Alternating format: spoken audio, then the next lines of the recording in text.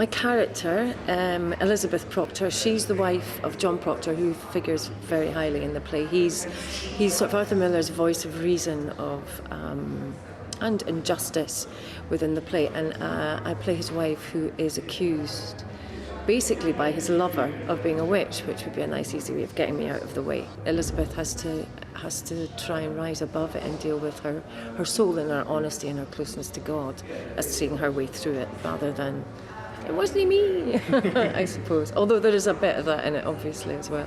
So the Reverend Hale is in fact a witch catcher, and as we're playing it, he is pretty much the top witch catcher in the area. He's like a Derren Brown character. He's a showman, he's theatrical, he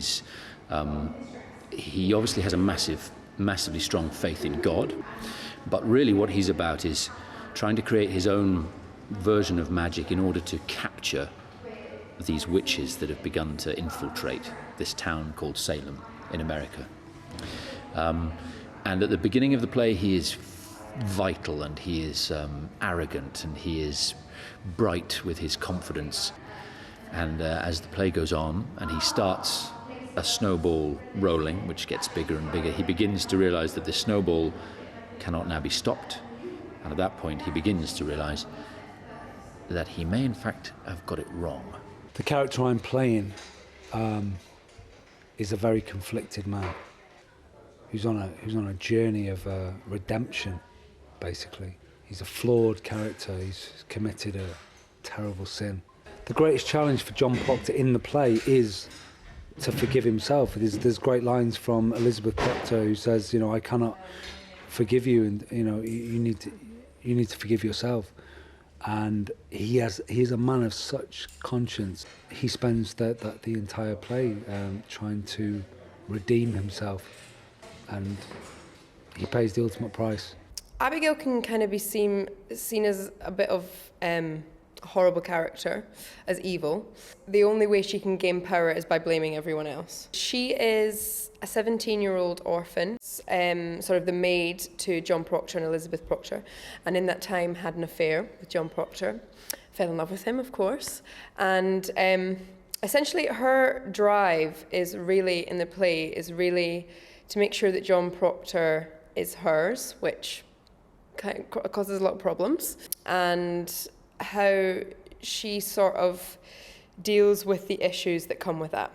My name's Geoffrey Cocoon, and I play the Deputy Governor Danforth, who rides into town late in the day in Act 3 to solve the problems in Salem. It's as simple as that. And all he has are the people accused of witchery and the children who say that these people have been sending their spirits out on them. I think he has, an ulterior motive. He wants to be just. He wants to be seen to be just, but he really is on the side of the children. He twists it in a strange way so that he can get the results he wants. When my character Hale comes up against this character, Danforth, they don't always see eye to eye. They have seen eye to eye for a long, long time. They have worked together. My character really wants to influence Danforth. He wants to change his mind. He wants to open his eyes. He wants to shock him and, reveal to him what has been happening, what he thinks has really been happening. And Danforth is because he is so strong, so important. He almost has this impermeable skin. He's sort of like a superhero. He can't be penetrated, and it's very difficult for my character to overcome that. I mean, her greatest challenge, Elizabeth, is she has to hang on to her faith, because if she loses that, she loses her soul, she loses everything. So losing your life is not as important to her. So in a sense, better to go to the gallows than, or to lie and lose your mortal soul.